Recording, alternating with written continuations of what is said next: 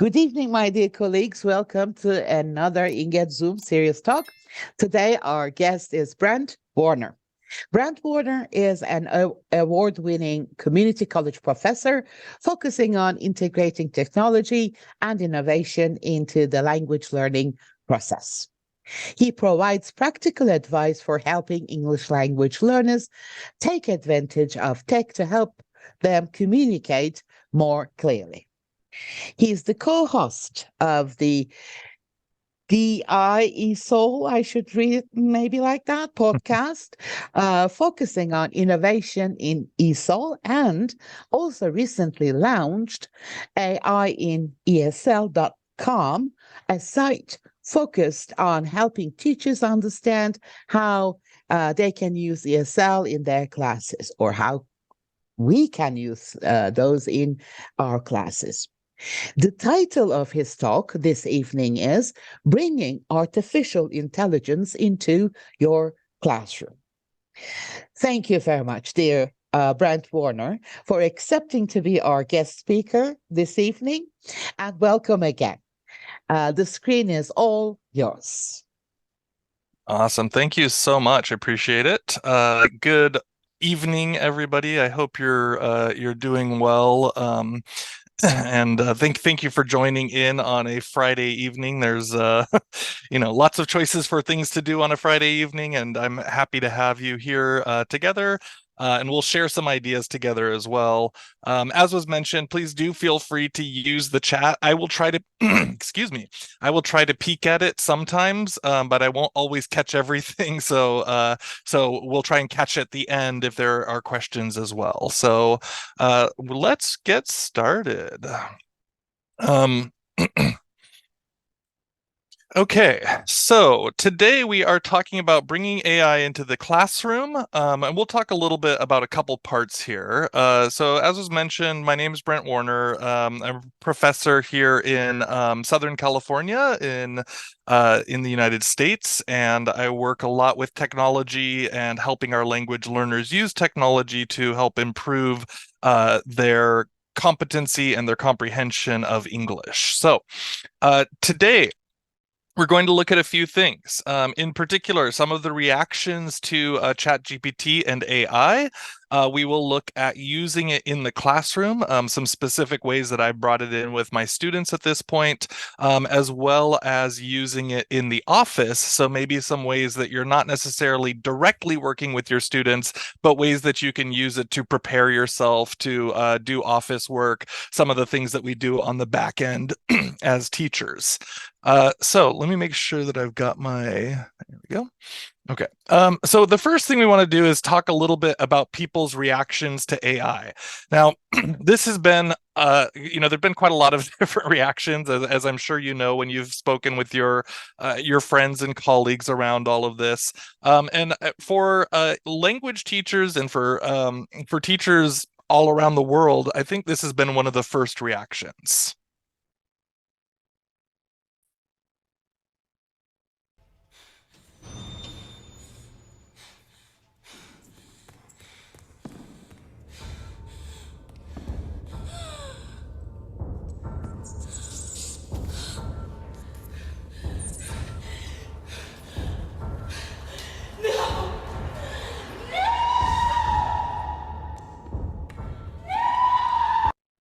So if you remember this scene from Terminator 2, when the Terminator first steps out and Linda Hamilton is trying to escape, and she gets very frightened, right? And the immediate reaction is no, right? She has this experience with it, from before, but also just it's this whole idea that is unclear what is going on here, what's going to happen when this thing steps through the door. And so this really is how a lot of people have responded to this idea of artificial intelligence coming into education.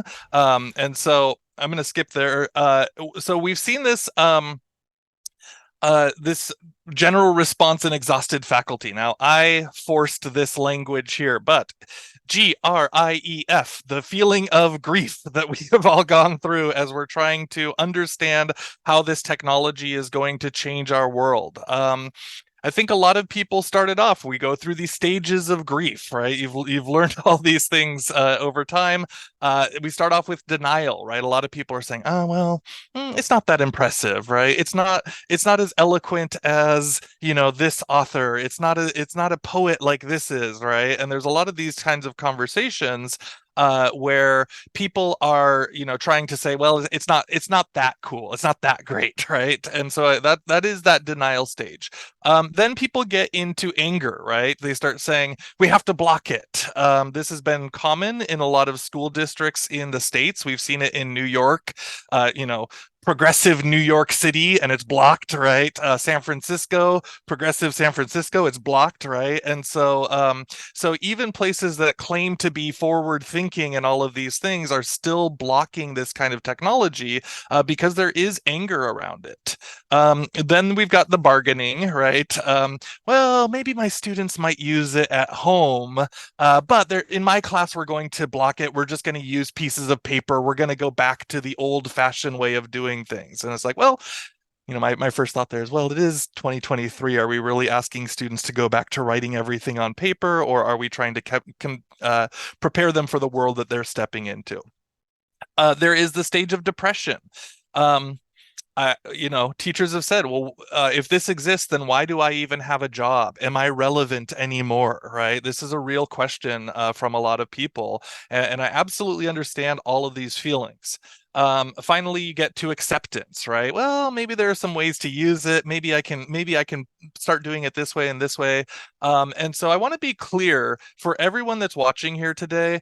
Wherever you are in these stages is absolutely legitimate. There is no problem with being in denial. There is no problem with being in the bargaining stage. And I myself, I go up and down through these stages as well. So I'm not always at the acceptance stage. There are some days where I'm in the anger stage, right? And it goes other ways around. So I don't. So I just want to encourage you that this is a massive shift, and the way that we deal with it will take time for all of us. Um, so then the question we need to step back from our particular field and just look at the whole idea of what our job is as educators, right? And so to me, I always say that it's our job to prepare students for a future that doesn't exist, right? This is a concept that is out there. Um, you know, Bill Gates and all sorts of technologists say the same kind of idea, that the world is going to change, right? And so how do we prepare the students to be ready to step into that world? I also interviewed a colleague of mine, and I really like how she said this, which was, we need to work with the students we have and not the student I was. And that to me has really stuck with me, because it's such an appropriate way of talking about things, right? We don't live in the same world as when, and I'm not speaking to anyone here's age, but when I was younger, we, we learned in different ways, and we had access to much less. And I had a pretty, privileged California upbringing. So, I still had access to a lot of things, but the world is so different now. And so we want to keep that in mind. So really then the question is, what is our responsibility?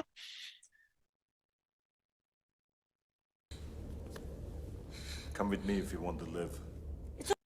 So he says, come with me if you want to live. In my thinking, we need to embrace this technology. We need to take its hand. We need to figure out what's going on with it, how it works, what we're trying to do.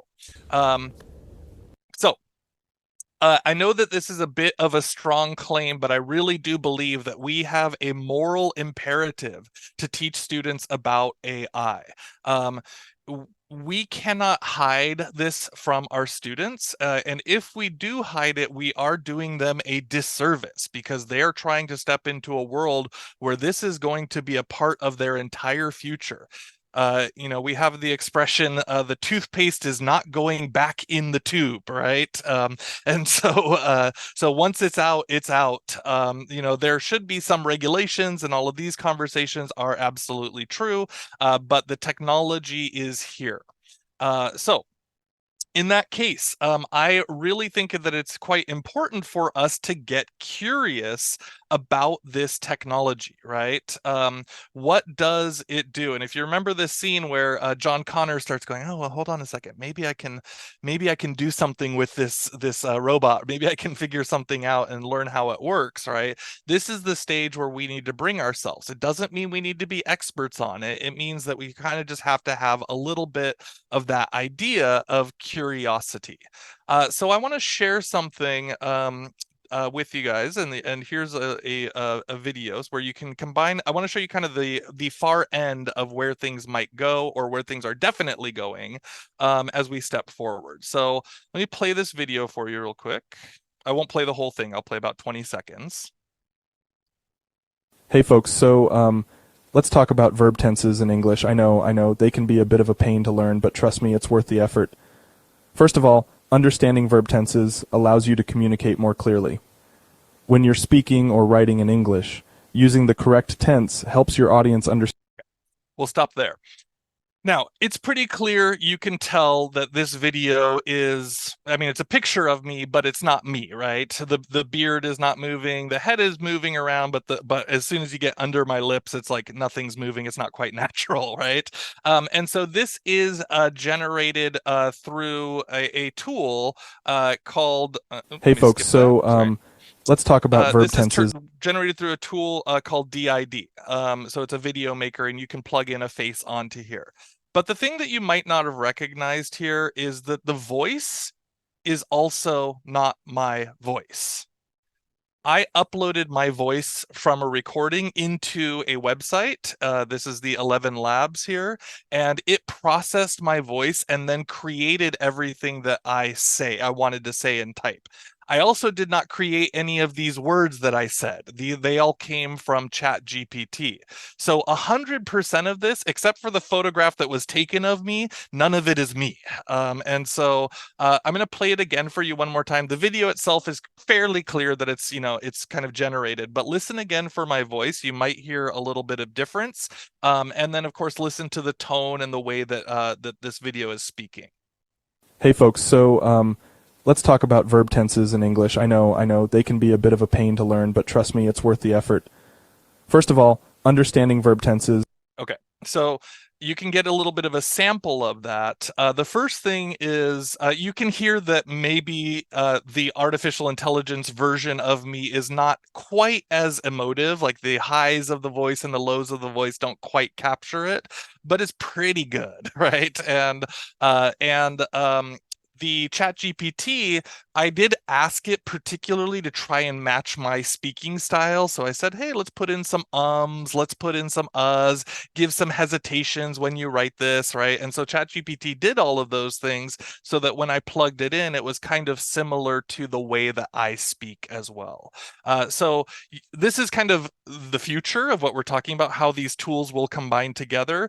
But I just wanted to kind of open that up so that we can start looking at these ideas together, and thinking about, well, not just today, but what does tomorrow look like, right? What is it going to look like in a year? What are these tools that we're going to be looking for going on? And so I think a lot of the times we get into a conversation around, well, what can the students do? Well, the students can do all this stuff already, right? And so so I would suggest that it's not about trying to catch students using AI. It's about trying to help them understand how to use it in ways that are going to support them.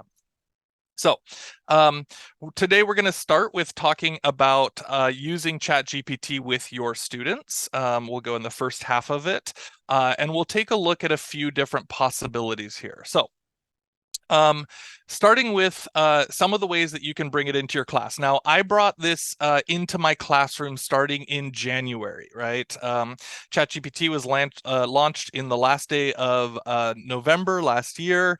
I spoke with my cohorts in December, my teachers who are teaching the same level, and we all decided, okay, let's go for it. Let's try and see what happens. And so in January, we started introducing it directly into the classroom with the students. And here are some of the ways that we can have students actually work together with the technology. And I'll share a few extras at the end here as well.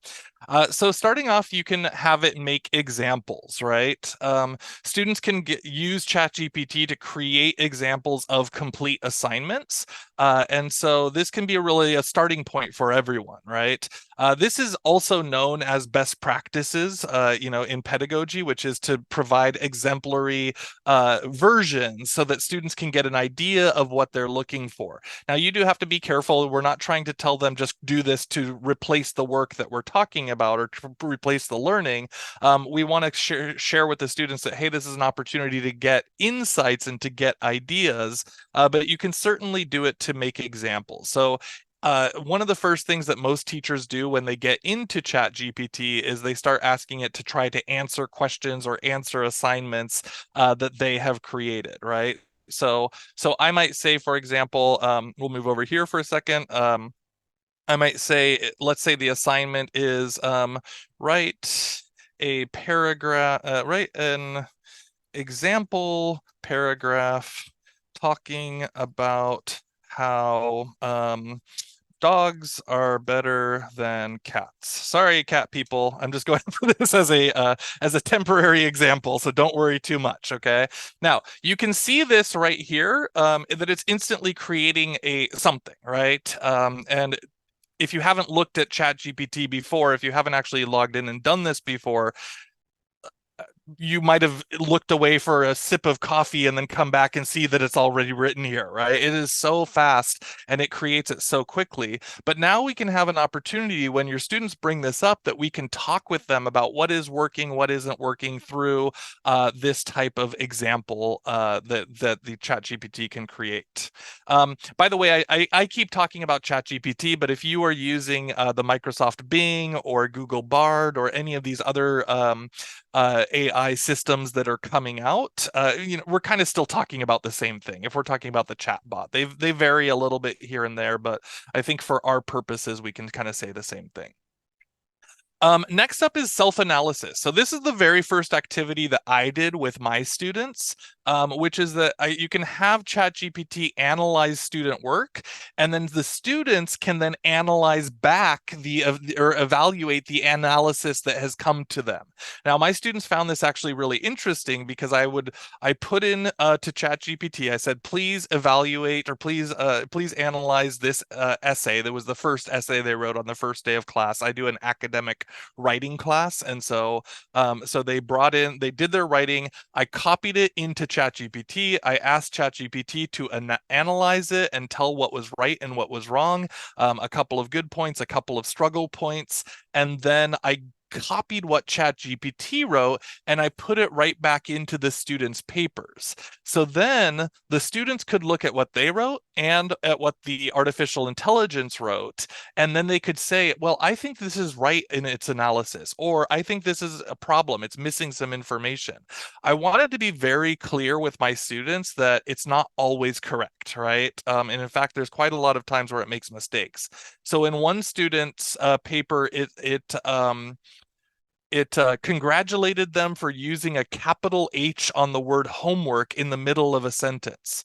And we said, well, that's actually an incorrect use. And so ChatGPT was going in and saying, hey, good job on capitalizing this word, but actually it's not a proper noun, right? And so it should not have been capitalized. And this also opens up the students' recognition that, oh, hold on, I still have to know what I'm talking about when I do this stuff, right? Because if I just trusted it to do all the right information, then I could see clearly now that I've analyzed it a little bit that it is missing or it's not quite understanding everything that we put into it.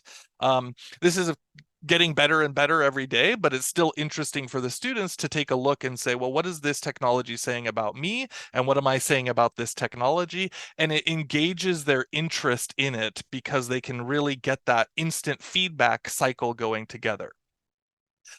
One of the things that people like to do so much is stylize the work. So for example, you could convert information into rap battles, into poems, into screenplays, all of these things. And then what you can do with your students is then say, well, if it's a poem, for example, by necessity, information is going to get dropped out, right? So it's trying to fit in a certain amount of information in rhyming words. It's not going to capture everything that we're trying to talk about. So we might analyze the poems then and say, well, okay, this is great to understand this content, but what information is missing, right? What information would you think would be important to include if you're trying to give people a summary of these ideas? So I might say, for example, let's go here and let's say create a poem about the most beautiful places in Turkey. And we'll see. Oh, it's going long.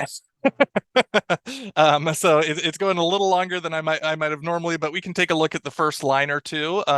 In Turkey's land where beauty gleams, a tapestry of wondrous dreams, it paints with worlds of vivid hue the most enchanting sights I've knew. I don't know, but I've knew. We'll check the grammar on that later. Let's start our journey by the shore where agents wave, gently roar. And sorry for my Turkish pronunciation. I apologize for that.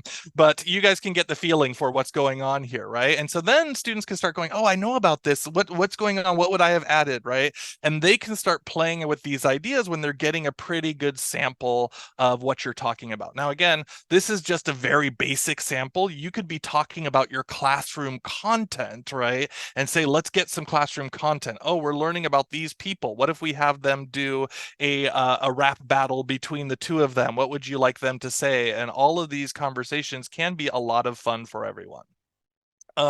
Next up is the debate. So you might have seen this before where people can go in and take one side of an argument and have ChatGPT take the other side of an argument. And then you can work back and forth to get some knowledge and some learning going on. And one of my favorites here is clarification. Sometimes in class, we've all had this situation where a student probably should know this idea, right? We say, oh, well, we did study that. That's kind of basic grammar, or that's lower level work, right? And then students don't have to wait for teachers to clarify. You can use this, or you can have your students use it for just-in-time teaching. So they can just jump in and you say, hey, we're talking today about we're talking today about how to make quotes. This is my classes, right? Remember last week we studied noun clauses in order to use that to transition into a quote. Now we're gonna be doing this. Well, a student that missed class last week might be able to just jump in and say, oh, remind me of the basics of how to use a noun clause, right? And they can do that. Tell me the basics of how noun clauses work. Something along that line. And then it can give them some information without having to interrupt the class. They can just jump right in. They can follow along with it, and then they can go in without stopping the teacher from talking, and they can get a little bit of information as the class continues to move forward. I'm not going to make us read all of these again with the reminder for all your students that they have to verify that the information is correct. Don't just trust it by default. Okay. So a couple other quick things in here that you can do with your students. I'm just starting to play with this, but they are adding in some options, some plugins to speak to ChatGPT. So you might have seen a little bit of these. You can download a couple of apps on your phone. And this one is one that I put into Google Chrome. So let me see if I can get it going here. I need to do a refresh sometime, so just one moment because this is a little different. Okay, see down here, I've installed this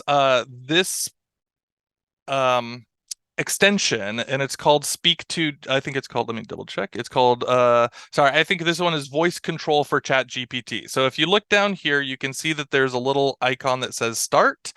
If I click on this, I can actually get it to, I can do voice command and voice response together with it. And so this will definitely come to all of these services by default in the future and probably in the near future. But if you don't want to wait, or if you're working on speaking activities with your students, you can plug this in and have them start working with it right away. So let's give it a try. I'm going to say, talk to me. Tell me about the history of New York City. New York City has a rich and diverse history that spans over 4 centuries. Here's an overview of its key historical milestones. Okay. Early history. And so The it will area keep that on is going. now I New need to York stop City it. was originally. So it actually reads it to you, right? So now this is the big version, right? But you could do a short conversations together with it as well. So you could give it opportunities to say, let's go one more time. Pretend that you work at a coffee shop and I am a customer. Let's have a conversation. Oops, sorry, I didn't get that. Hello? No. Did I lose it already? Pretend? Nope, it's not coming in. Sorry, guys. Sometimes you have to do some refreshes on this, but you can do this. So let's try one more time. Pretend that you work at a coffee shop and I am a customer. That doesn't want to work with me right now. Okay. Regardless, you can get this going. A couple of clicks, sometimes it'll get it going, and then you can have the back and forth together with it. With shorter responses, it actually gives that sense of feedback for the students. It normally does work, but this is the problem that always happens when you're trying to share high technology is that it starts breaking the moment you're sharing it. It does normally work though, so you can play with that as an option. And you saw the first version work. Another activity that you can do with your students here, so you can do image generation. So if we're moving away from text and we're moving into the text to image AI technology, one of the things that you at having your students build their descriptive language skills. And so one example that I did here is, I'm sure you know this painting, The Scream by Edward Munch. And what I did was I wanted to try to get artificial intelligence to try to create the same image using my descriptive language. So the way that we did it was, this was the language that we chose and said, a man standing on a pier with his hands on his cheeks looking shocked. The man is bald and wearing black clothes. The art should be an oil paint style with long connected strokes. The background should be in orange tones. Okay, so this is the language that I was thinking through. And of course, that's advanced, right? Your students might not be as advanced as that, but it was just as a sample. And so this is what it came up with. A handful of interesting pictures. They're not quite exactly, they aren't, the Scream, but they are interesting, right? And they are kind of close in many ways. And so then the students can still talk about what's working with this, what's not working with it, what language did it capture, what did I say that maybe was missing, or what could I have added in?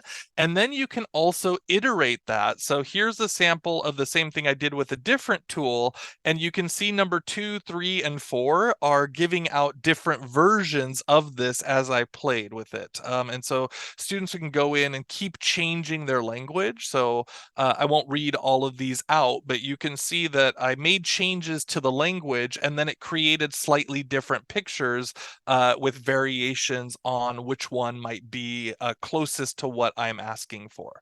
Now, if you have never done this before, this can be done inside of canva.com. So Canva is quite popular with teachers.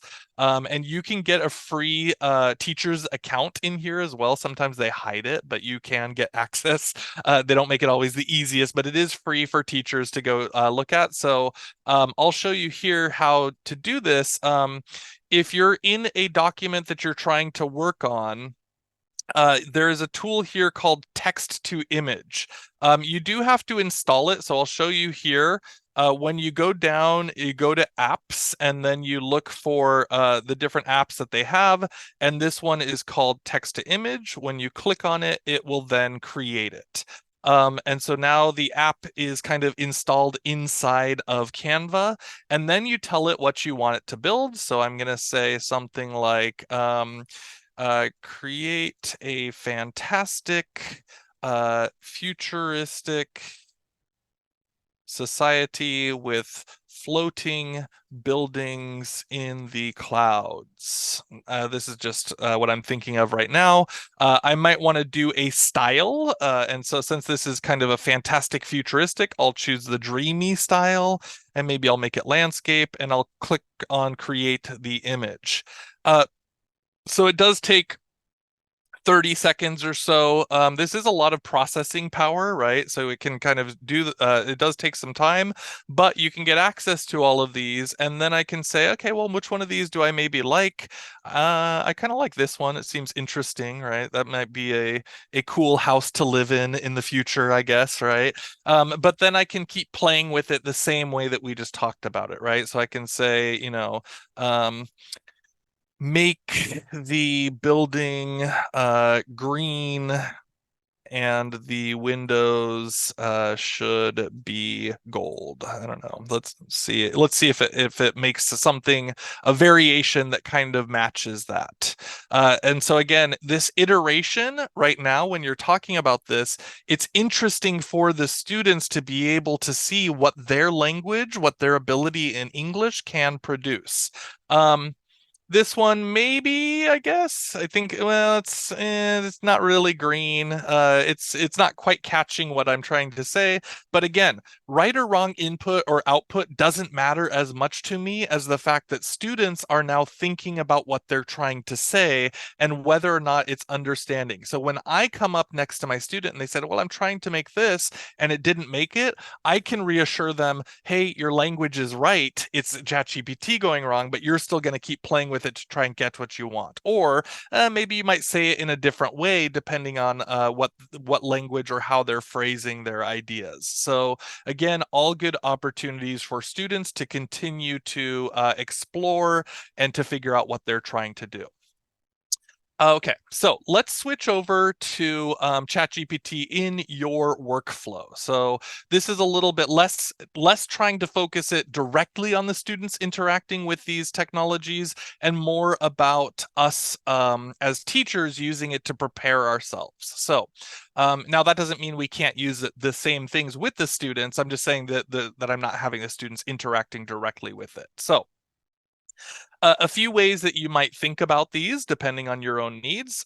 Emailing. So I know that there's a lot of teachers out there who kind of keep a weekly list of all of the things that they're working on. Okay, this is what we're doing this week. And then they kind of turn that into an email as a reminder to the students.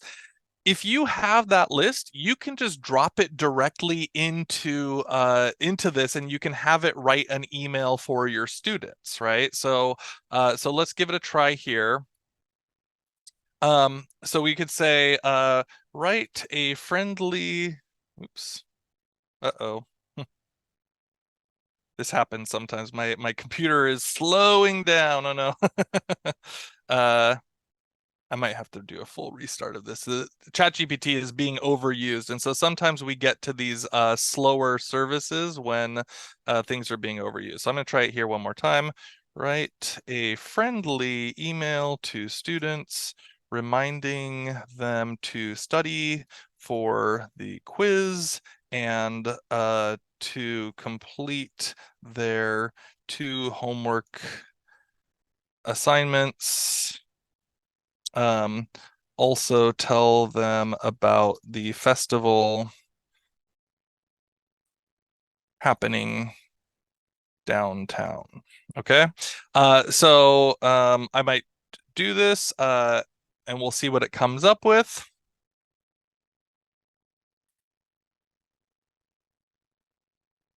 This is GPT-4, which is the more advanced. I do pay for this, and so it's a little bit slower, but it tends to be a little bit more accurate if you've read a little bit about how ChatGPT-4 works compared to 3.5.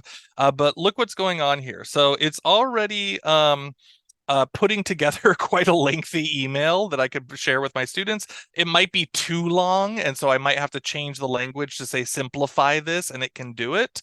But there are certainly opportunities here. And again, you might just think of it as, well, this is an opportunity for students to do some reading and to see what's going on. This is too long for my students, but it might be okay for you, or you might also follow it up if you don't like what it's coming up with. You can say something along the lines of, great, but please make, let's see, please make it, sorry, it 200 words. Okay, and so then it will rewrite it for me into a much shorter version, trying to get to the same ideas. Of course, as creators, we want to look at it and make sure that we agree with what it's creating as well. But you can use this pretty simply to do something like this.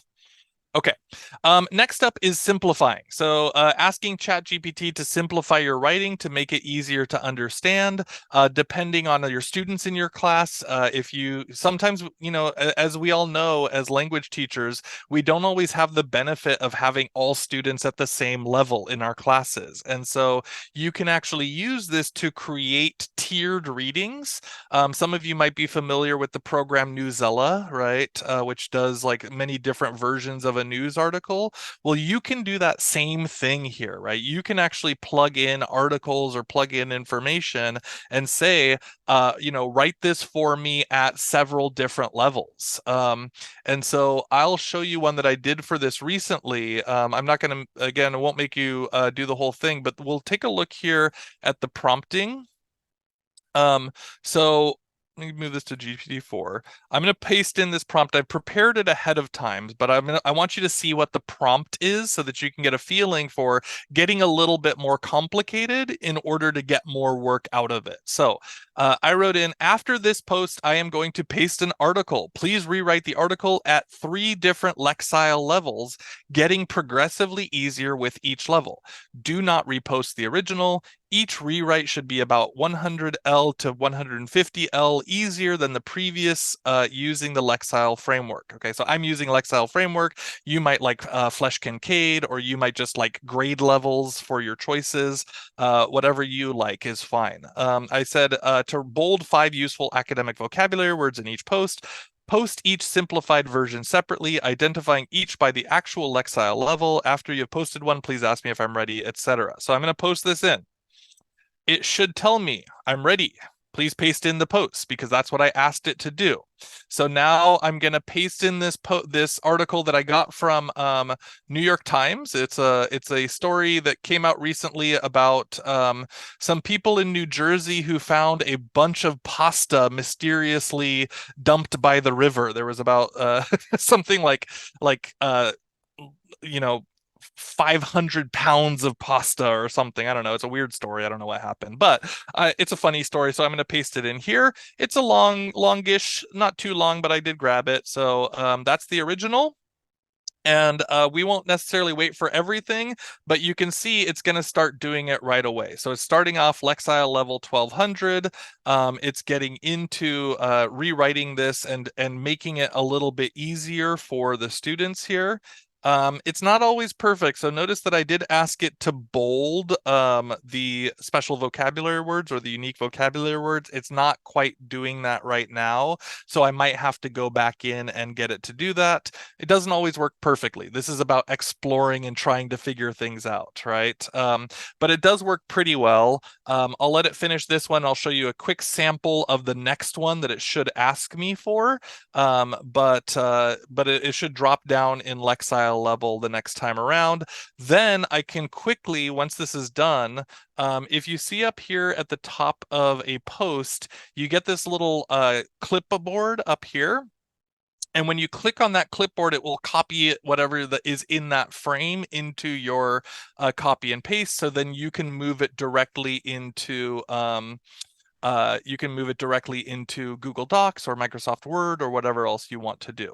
So now it says, hey, here are the words. Oh, it told me that the words are bolded. It didn't actually bold the words. So again, not perfect, but let's give it a try. I'll say yes, because it says, are you ready for the next rewrite at a lower level? So I'll say yes.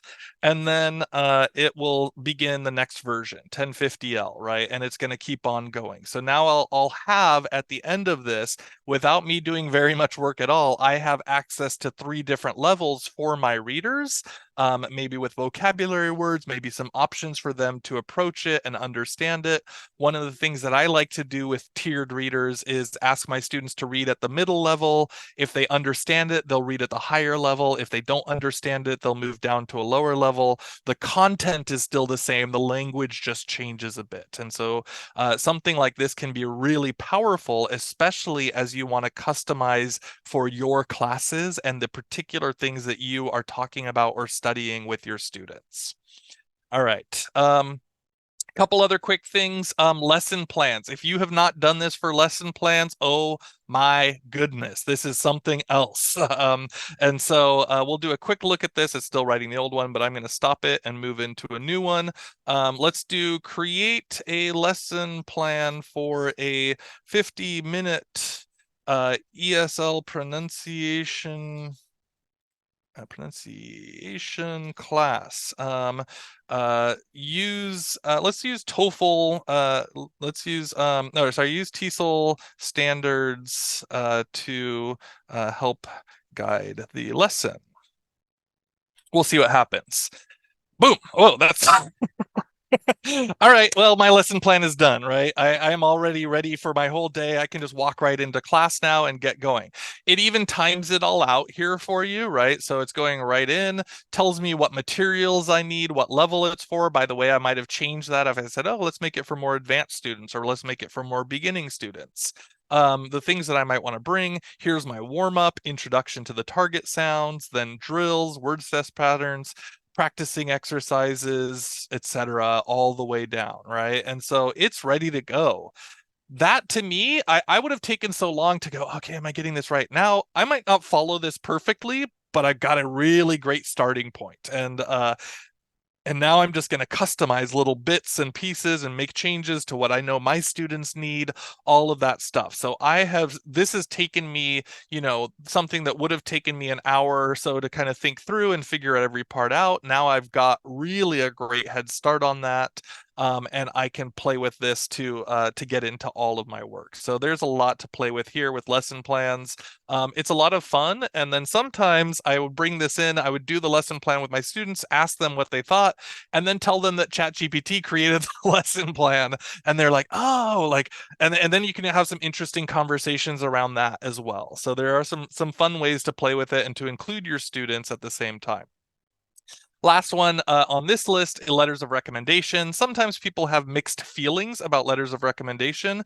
And so I was noticing for myself that as I went through recent letters of recommendation that I wrote, a lot of times I use the same language from a person to person, and I'm like, oh, okay, this person's different and this person's different, but I did find that I have some patterns. So this is going to depend on you. It's going to depend on how close you are with the students and how much you really need to get in there. But you can certainly use this again to start your letters of recommendation and help you get going with that type of work. The big thing that I really want to talk about here, though, around content for your students is that you can really build out customized content. Okay, and one of the things that I always share with teachers when we're talking about language learners is these textbooks that are out there. They have this tendency to treat the entire world as though there are 3 cities. There is London, there is New York, and there's Los Angeles, and the rest of the world doesn't exist for some reason, right? And so I'm always like, well, what's going on here? We've got students from all over the world that need representation, and yet we're still talking about New York City and I'm guilty too, because my previous example was New York City. But you understand what I'm saying is that you can customize this totally to the exact needs of what your students live and understand. Not every language learner lives in a major city, right? Not every language learner is trying to become an engineer, right? Or whatever these things are. They all have different goals. And so once you know what your students are about and what your students are trying to achieve, then guess what? You can create all the content that you want. And in the past, we've always said, oh, I wish I could make this. I wish I could make that. You don't have to make it now. You can get it done and have that content now to work with. Now, as we look at traditional textbook publishers, they take anywhere from 2 to 6 years for those books to come out, right? That's a long time, especially in these days, right? I mean, some of these books are written pre-COVID, and we're living a totally different world, right? it's a gamble as to whether or not those textbooks are relevant or interesting to the students. Sometimes they are, sometimes they're not, right? You're kind of rolling the dice there. Is it customized for them? Never, right? Those textbooks are never customized for your students. They are generalized by default. And so what you can do here is you can go in and figure out what your students' specific needs are, and you can create content very closely around either the way that they live their lives, the maybe the celebrities or athletes that they like, or an actual potential future for them, right? So so let's go in here, and maybe I'm going to ask it to create something like tell me about let's say let's go with Shohei Itani sorry Otani. He's a baseball player around here, Japanese baseball player who lives in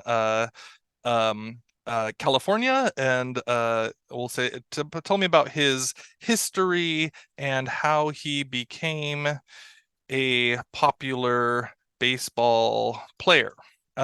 In this case, I'm just going to play with it a little bit. So I'm going to say, make the passage a close activity for English language. Oops. Again, my text, it's freezing up on me all the time here. Just a moment as the typing catches up with me. Learners. Okay, let's see what happens. This is, again, simple prompt. I would normally maybe spend a little bit more time trying to get into it, but we can just take a quick look. So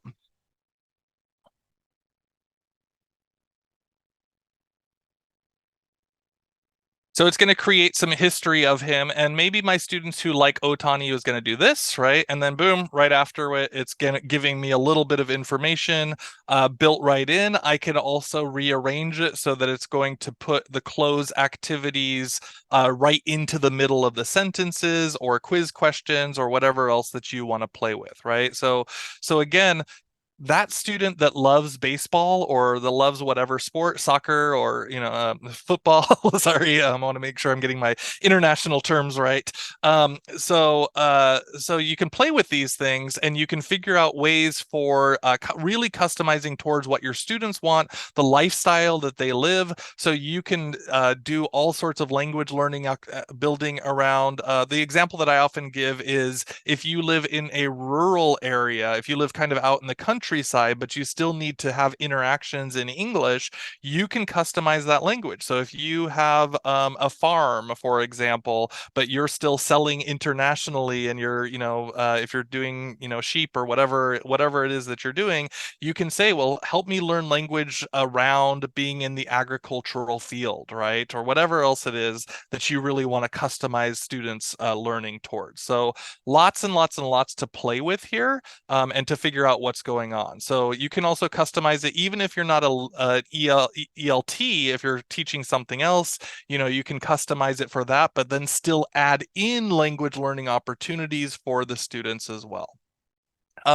So with all of these, there is a lot to play with. Today, we're just kind of kickstarting the conversation a little bit. We're trying to get a few ideas about, okay, could I possibly play with this? Could I find some ways to use it in my classroom or in my office as I'm getting everything going?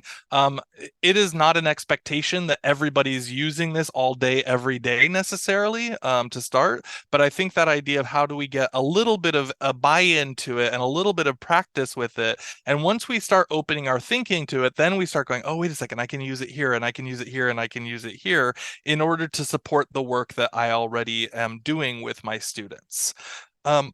So that is the main part of the conversation. We'll open up to chat and to open conversations as we like.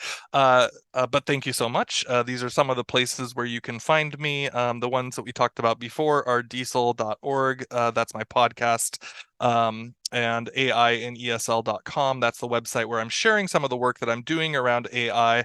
by the way, you guys, these are not things that I'm money making. these are just free resources for everyone, just like Inge, like just trying to help out, help other teachers, learn things and figure out things. So if you end up on a site that's asking you for money, it's a trick. It's not my site.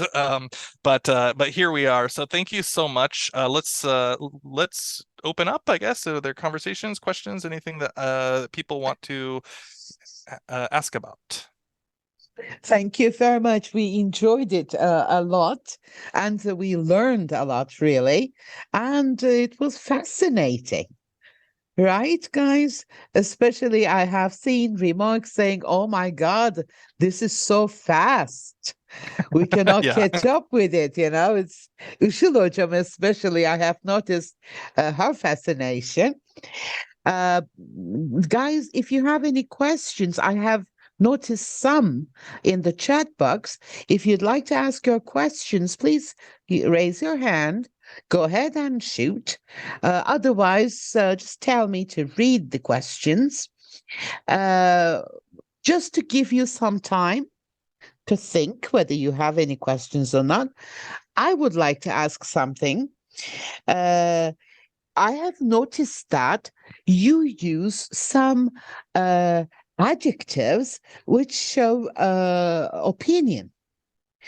So, how does ChatGPT recognize what you're referring to when you say, for example, fantastic? What is fantastic? Mm-hmm.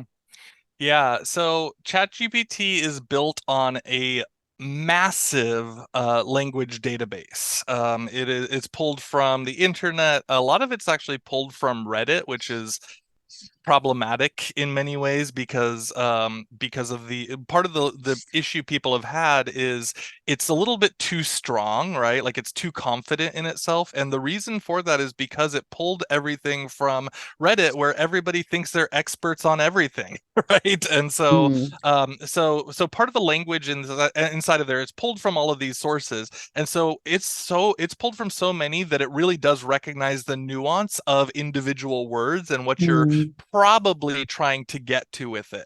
The thing that we do want to be careful with all of this AI is it does feel smart, but it's actually just kind of parroting information that it's pulled, that it recognizes. When we're talking about the size of this database, I mean, we're talking about unbelievably large resources. And so for us, it's a little bit hard to process what that actually means. But the idea is it's pulling little tiny bits of data and even sections of words, and then it is guessing what the next part of that word would be. So it's not actually answering your question, it's building a pattern that it thinks would be the likely choices for logical communication through building, putting these essentially like Lego pieces together. And so it's very tempting to think of it as smart and knowing what these words mean, and it presents itself as that way, but that's not actually what happens. And so it can be a little tricky to understand that idea. I'm still mentally grappling with it myself, but that's kind of the idea of how it works. And so that's how it also knows individual words. Okay, thank you. Berk Hocam? Go ahead, please.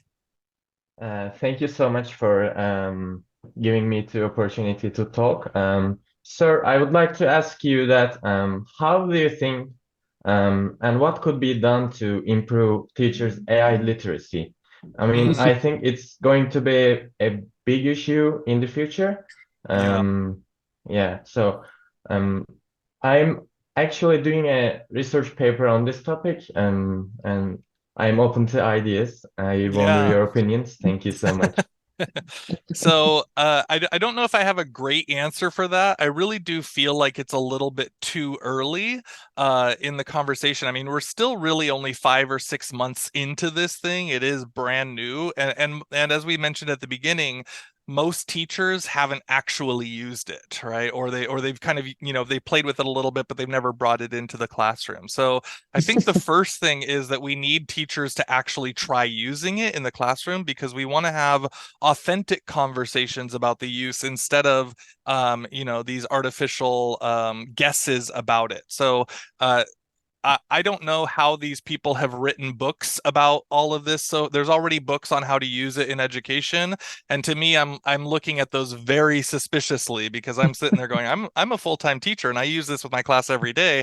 I'm not ready to write a book about it by any means. And so I guess my answer to your question is, I think the best thing is try to find teachers who are using it, and maybe get them to help you build case studies around it, and then you could turn those case studies into actually authentic and usable ideas through this. I just think we're a little bit early right now. Yes, yes, they are using ChatGPT to write the books for them. So yes, I think that would probably be the best way to do it. And then just jump right into it yourself. There are some people out there on YouTube and other things that are not teachers, but they're kind of understanding this idea of AI prompting. If you haven't seen the prompting conversation, they're starting to open jobs that are like, people are getting paid like 300,000 American dollars every, a year in salary, which is huge. I mean, that's so much more than and so much more, right? And so like these things are becoming opportunities, but there are some things that we have to learn. There's a website, I'll try and find it as the next question comes, but there are some websites that are trying to teach people about how to prompt AI as well, and I think those might be some useful ways to get started too. I hope that answers your question. Thank you. Zainab Hocam, go ahead, please. Yes, thank you very much, Brent. That was a brilliant presentation. Thank you so much. Thank you. I myself, I'm familiar with ChatGPT, but you opened up a new window to me as well. So thank you for that. I'm going to ask you about the elephant in the room. That's the plagiarism. I'm giving a research methods course, and in one of the assignments, Turnitin told me that several passages in one of the students' assignments could have been written through a chatbot. And so I confronted the student and asked her to write again, and so on and so forth. But this will happen, right? We expect this to happen. So Absolutely. What do? Are we going to accept it? Are we going to say, this is the technology, this is the era where we accept whatever is written, and what do we do about this?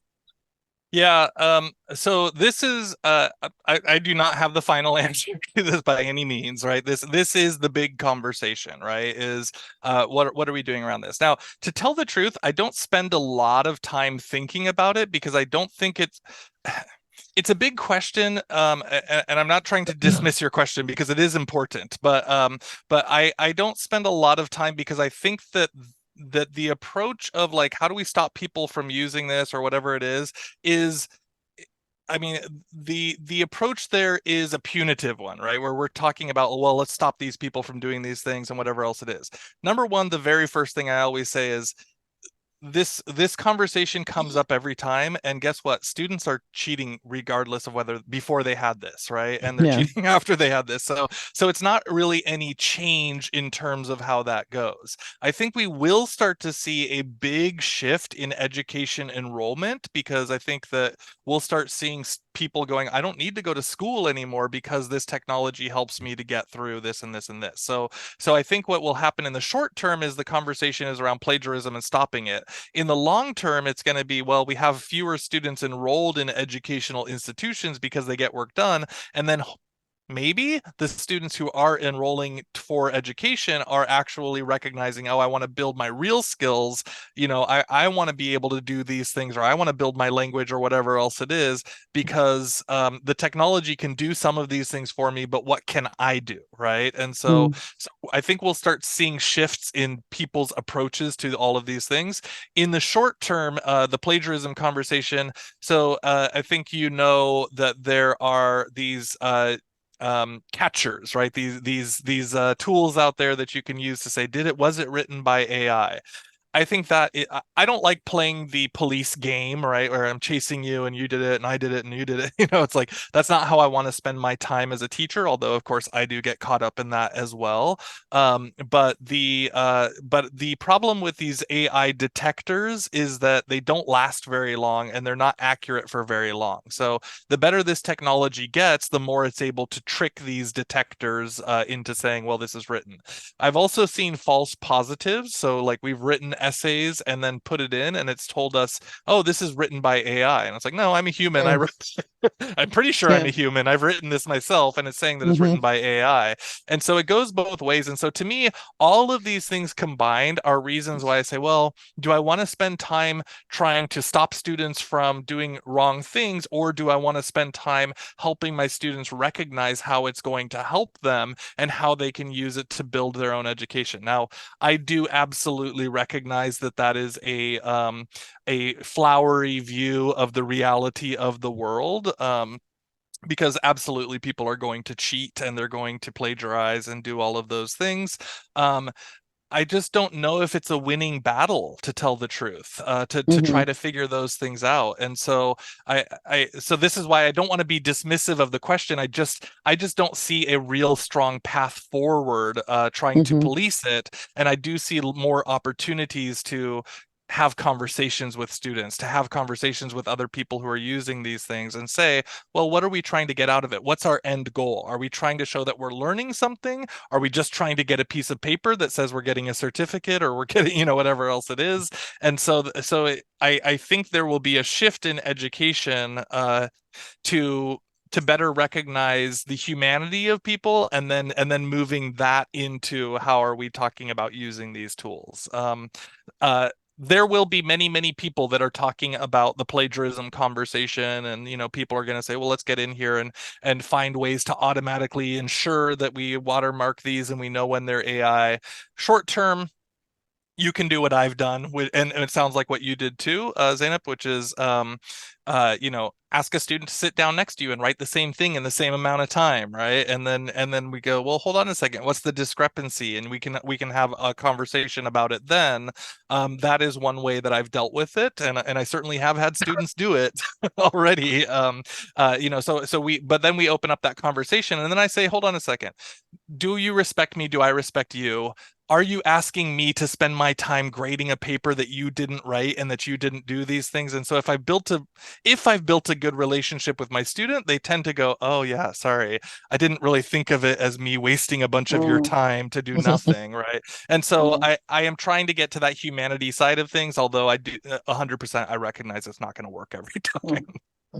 All right, thank you. Zeynep Hocam, in the chat box as well, Osama Qureshi has contributed a lot of wonderful remarks and comments there, which is kind of in parallel with what Brent Warner has mentioned. Okay, thank you. All right, I'll check. And I totally agree with you. I mean, we cannot play this police stuff. We have had enough of this, really. If someone is going to cheat, we live in this country, right? We witness this every day. If someone is going to do some bad stuff, there's no stopping that person. Well, you can always pretend that you have caught that person red-handedly, but can we really?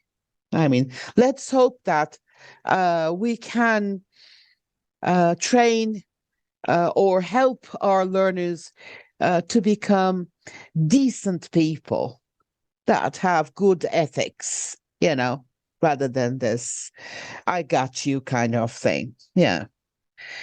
Yeah, I know, Senator Hocam, I know relatives. If they have an English teacher, for example, living as their neighbor, they go and find that person and ask them to write the homework. I have also heard that they can also hire people to Yeah, do absolutely. that. And that has happened for, we Ah, we were joking. We had a student that before ChatGPT came out, one of my colleagues had a student come up and she said, "Well, you didn't write this." So as teachers, we know, right? We see their writing as we go through stages, and we start to see, okay, you're doing a good job. And then she caught a student and said, "Well, like clearly you didn't write this. This is not your skill set, right?" And everyone has a signature in their writing and a signature in their speaking, right? And so she caught and the students, "Oh, well, there goes $50 that I'll never get back." so he said, without thinking, he told the teacher that he paid for someone to do the work for him, yeah, right? see? And it is real. Yeah, it's always Yeah, existed. So yeah, yeah. Well, so the only cure is to have better people rather than yeah. dealing with ChatGPT or whatever. Any Or other perhaps we're going questions? to we're going to change our expectations from the students, perhaps. I I mean, think that will change. yeah, I guess.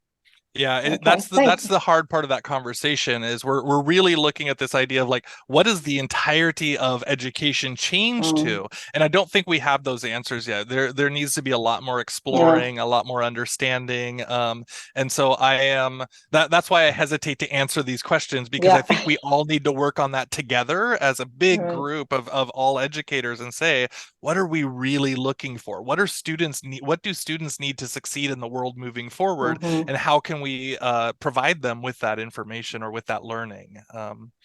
Right. Okay. Yeah, Thank thank you. you. Yeah. Thank you very much. Osama Qureshi, go ahead, please. By the way, thank you very much for your highly beneficial comments and remarks in the chat box. Go Thank ahead, you. please. Thank you, everyone. Thank you, Mr. Warner, for this lovely webinar. I actually want to comment on what you just said about the expectations. I attended another webinar when they talked about how to build an assessment system that is not compatible with ChatGPT. For example, with more oral scrutiny within your assignment, that would be a much better indicator whether the student did their assignment on their own or not. Or something like project-based, something that has a product other than just a written piece of writing. Mhm. And I guess that's really interesting, and it can kind of push us to develop better assessment systems as well. Absolutely. So I'm interested in all of those things. The part of the reason why I showed that first one where my face was deep faked is because that also seems to me partially like a short-term solution, because when people get better at being able to build deep fakes of themselves, they might just do, oh, well, here's a video of me talking about this as well in the moment, right? And so I do agree, it is interesting, and we do need to explore and play with different ways to do these things. And at the same time, I think the technology is moving so fast that a lot of the solutions that are coming up now are not going to last longer than 6 months, for example. And so how do we start looking out 5 years, 10 years, and start thinking about things that are going to be longer than that? I don't have the answers. It's how I want to ask the questions, at least, though. Yeah, well, thank you very much. I'm not okay, Barkojam, you have another question? Yeah, sure. By the way, let me ask our guest speaker if he's tired. Oh, no, I'm happy to. Can you get more questions? Okay, yeah, thank you. Thank please. you. Yes, Barkojam, please go ahead. Thank you so much again. Another question just popped on my mind.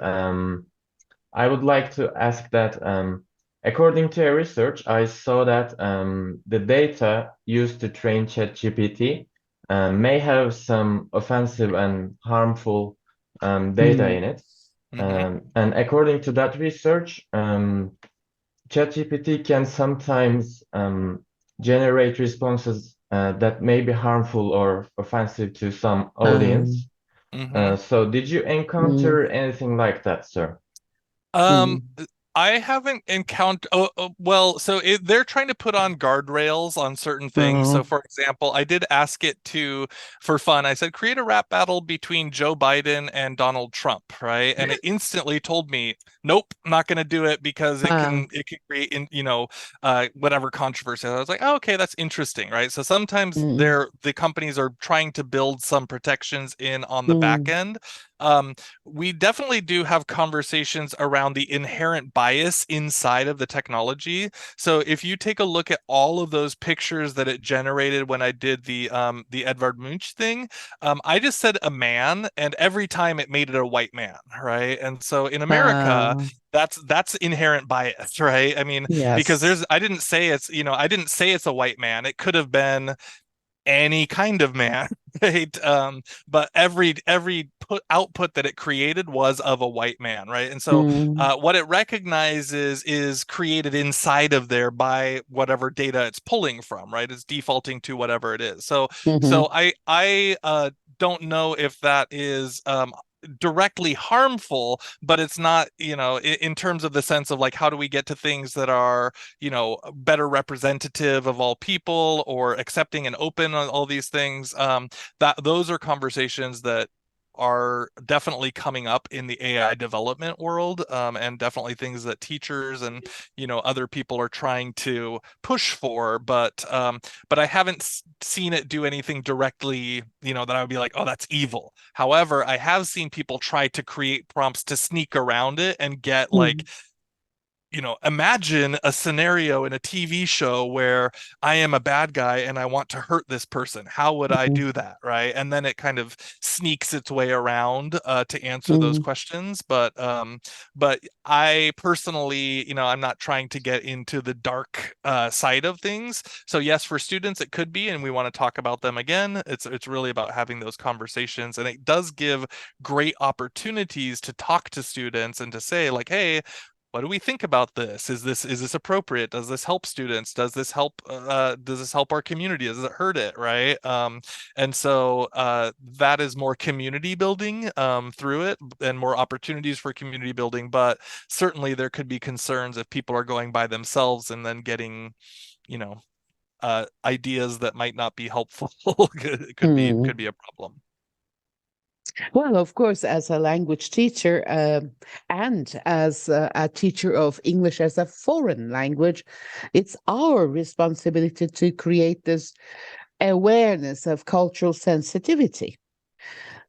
So maybe for our students, when we say a man and that bot creating a white man will not be a problem, because we never had that problem in our country.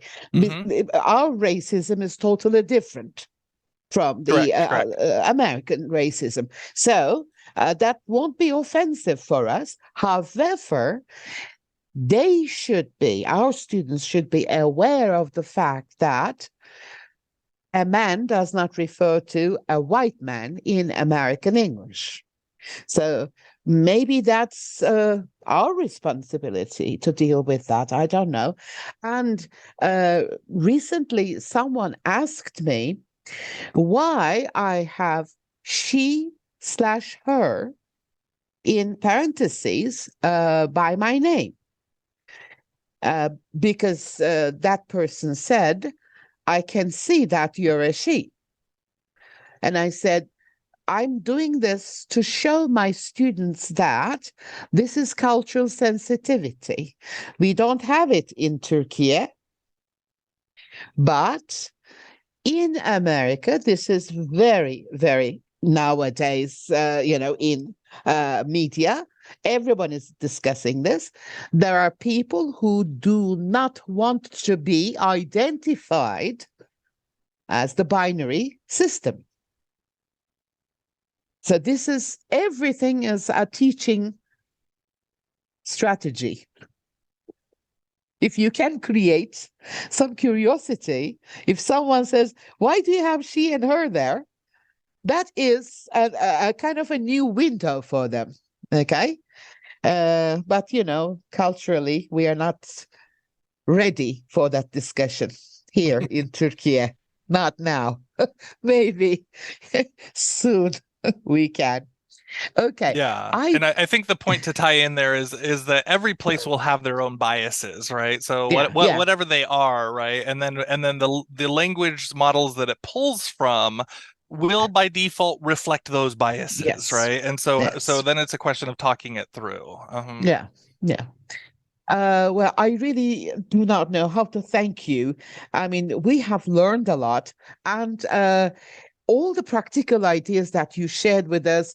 Now I am more eager to, do it, and I feel more courageous. Can you believe that?